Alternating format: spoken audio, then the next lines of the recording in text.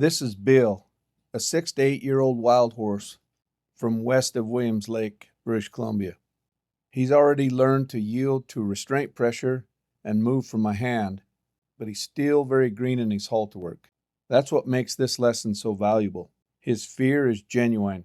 His responses haven't been shaped by years of different methods. His survival instincts are still honest, so what you're watching is a very pure conversation. The only human contact he's had was when he got roped, tied down, gilded, and branded.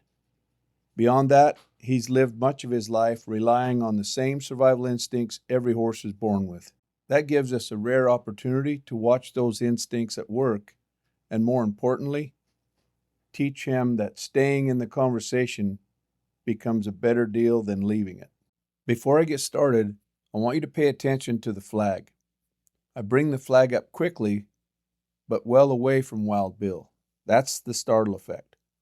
Once I see his reaction, I slowly progress the flag towards him until I find the bubble where he starts to move his feet. If I come in slowly, that bubble is easy to find. Once I find it, my job is to stay on that bubble and maintain that movement. That's where the conversation happens. The angle of that flag is just as important as the distance. I'm always using the angle of the flag to promote the direction I want his feet to go, while keeping the pressure as consistent as I can. If I lose that bubble, I lose the conversation. Once I have that conversation, I maintain it until he makes the decision to stop his feet. That's the moment he changes from the flight instinct into the fight instinct. The instant he stops, I stop progressing with the flag. I don't back away, I don't get closer. I simply hold that pressure and rhythm of the flag for 4 seconds. Then I take the flag away. That's the answer I'm trying to teach. Ridden. So you'll see when I bring this flag up, that is genuine fear right there. So I start way out here. So the rattle effect, you'll see me go right at them if they're not afraid, because you want to startle them and then bring it and find that bubble.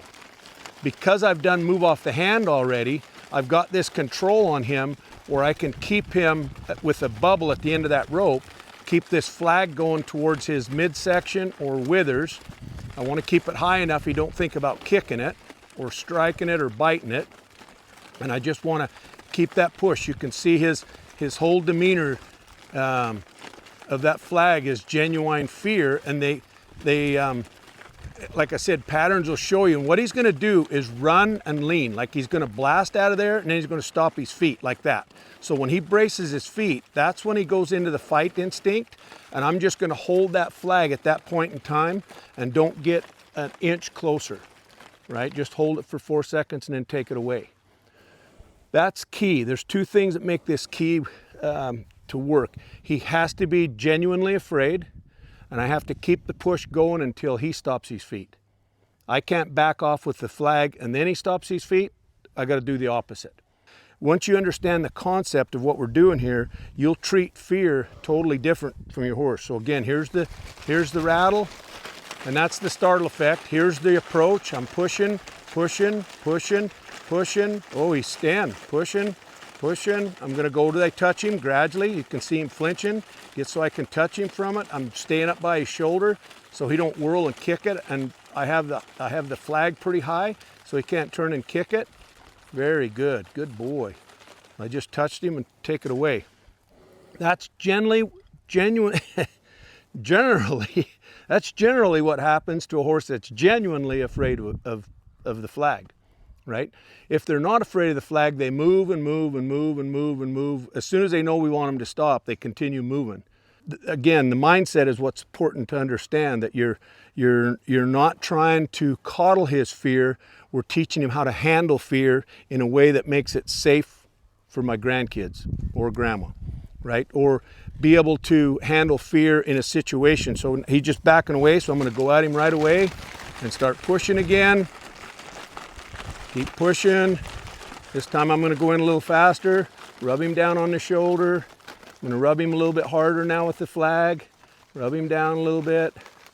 Hold it for 4 seconds and take it away. And I don't want to move my feet.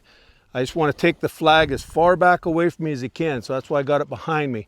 I don't want to drop my flag down right next to his legs. He'll just jump and kick at it. So I startle him by bringing it high up here, wither height. There's the startle effect. Here's the push. Keep the push going till I touch him, rub him down. And again, so I'm working in patterns. Here's the startle. Here's the push all the way to his shoulder. And you'll wonder, how did I know he wasn't going to move that time? Because that's the way he's been doing with all of his patterns today. You know, that's what his approach was. So you notice I switched sides and I'm going on the other side now. So if I flag him one more time on this other side, everything was confusing because I went very robotic and very strategic to the point that he never moved a foot, the flag went away. Because he don't like this flag. He don't want this flag coming at him, but he handled it. So the reward of this flag was the first time he didn't move a foot, and he's very aware of that. I find people are not. He was very aware that he didn't move a foot, and I quit on that, you know, and switched to the other side. So quit is a change of sides, work on the other side.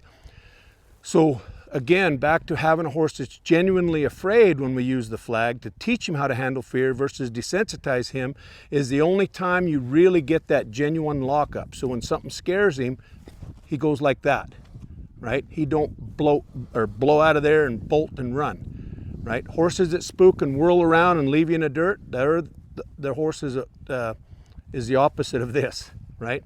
Horses that just walk along and go like that freeze, or anytime something scares them, they freeze. That's horses that's been reconditioned to, you know, handle their fear with fight instead of flight. And that's all it is understanding those survival instincts and dealing with them. So I'm just gonna bring it up in this time, push on him. You can see the bubbles out here pretty big. I like that he's keeping, he's keeping slack in the line, because when I startled him, he didn't just blow out of there and try to pull away from me. That's because the first time I flagged him was on the post, the Sandwall Tide post. So he learned to yield to a restraint pressure while he was genuinely afraid.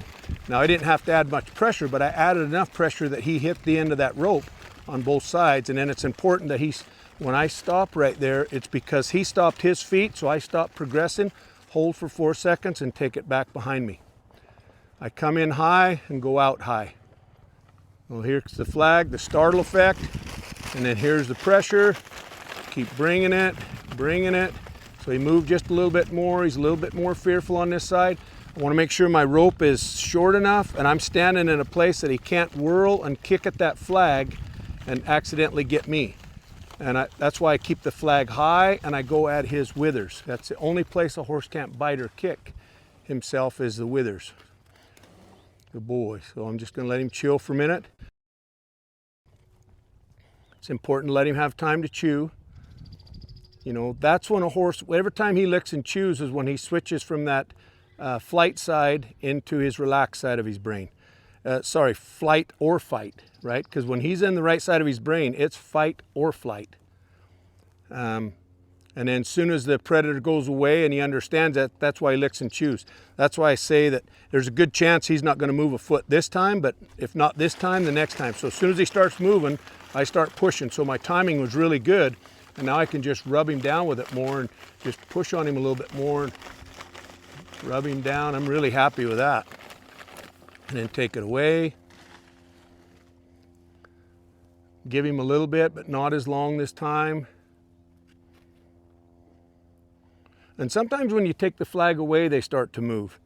It's important as I bring the flag up as soon as he starts to move, because those will be horses that are trying to get away from it, right? And you got to understand if he's trying to move or just get square. Like what he was doing right there was just squaring up, right? Getting comfortable. So here's the startle effect. He moved 2 feet, 3 feet. He moved all 4 feet. So this next time I'm going to look if he moves more than 4 feet. That's when I'm going to start tapping him with this flag and causing movement. Take it away. And startle effect. Bring it all the way to him. Bill made a subtle change in his pattern. He started moving farther than before. That tells me exactly what he's thinking at that moment. Shorter movement tells me he's reading the pattern and confidence is building. Longer movement tells me he knows I'm looking for the stop, so he's beginning to challenge control by leaving. The instant I see that change, I switch from a steady push with the flag to taps that increase the motivation to move. I continue increasing his motivation until he shortens his movement back to where he started. As soon as he's thinking clearly again, I return to the same steady, predictable push with the flag. Every change in pressure, every tap, every release, every restart, and every pattern works together to teach the lesson. It's those precise communication steps that have helped me understand and discover the horse I never knew. Take it away, bring it up again, take it away. So that's the first time he didn't move a foot. Take it away. I'm going to do it one more time, but with the rattle this time. Rattle, bring it. So that's the first time he didn't move, so that's time to quit. So I've done both sides. I've done the left side, then the right side. I'm just going to give him a big break, and then the next thing I got to do is his head. That'll be, the movement will be backwards for that one.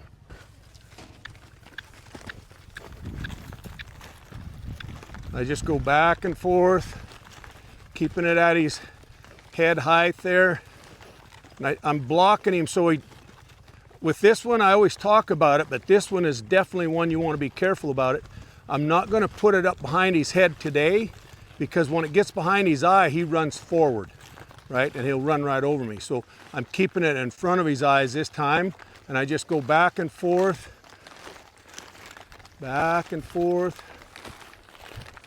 giving him a place to go. Make sure he's always got some place to go. There's always slack in the line. Keep it a little higher, so I'm just kind of rattling it and waving it a little bit.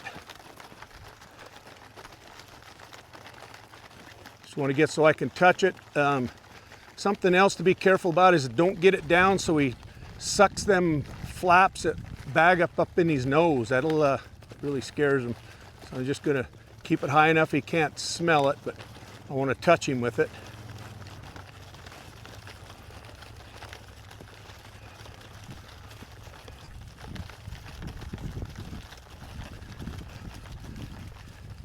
There we go. There we go.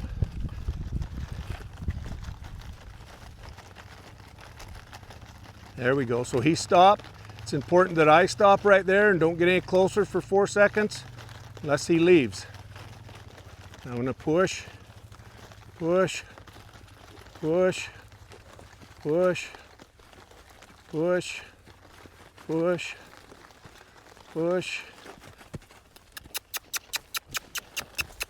push, push.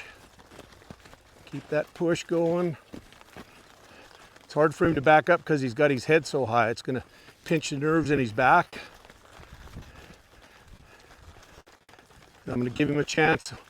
I'm anticipating him stopping over here, so I'm ready for him.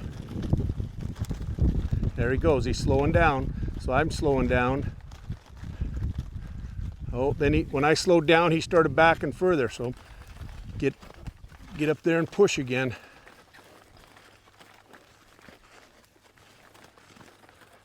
There we go.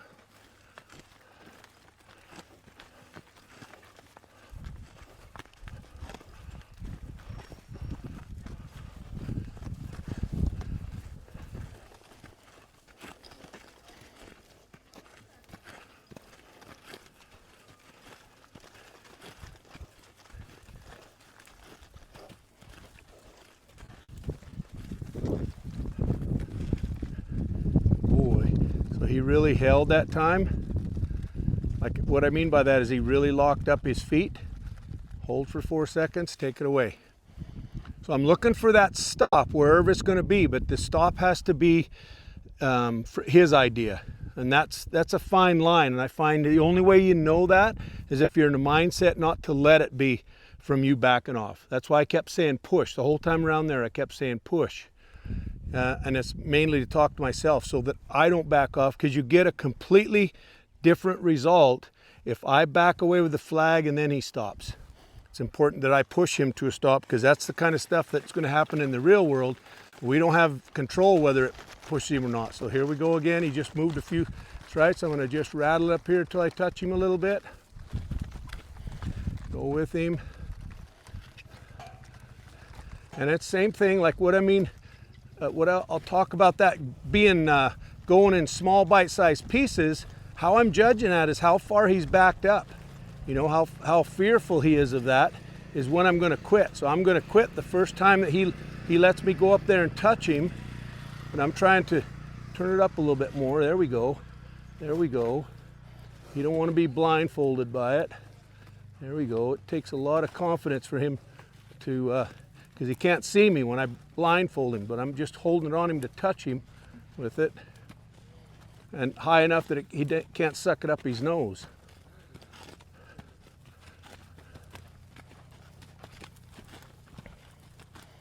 There, he's licking and chewing, so.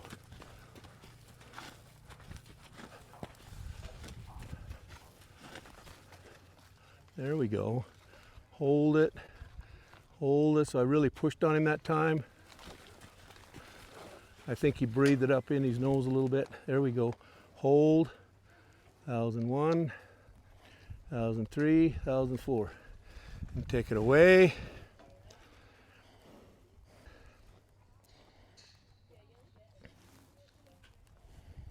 And start again. So we moved, I think, 3 steps. Boy. Boy. 2, 3, 1004.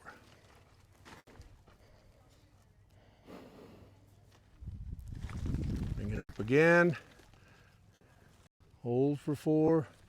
Take it away. So it's all about not moving a foot. To understand more of my philosophies, grab the free leadership guide in the link below. Have a blessed day.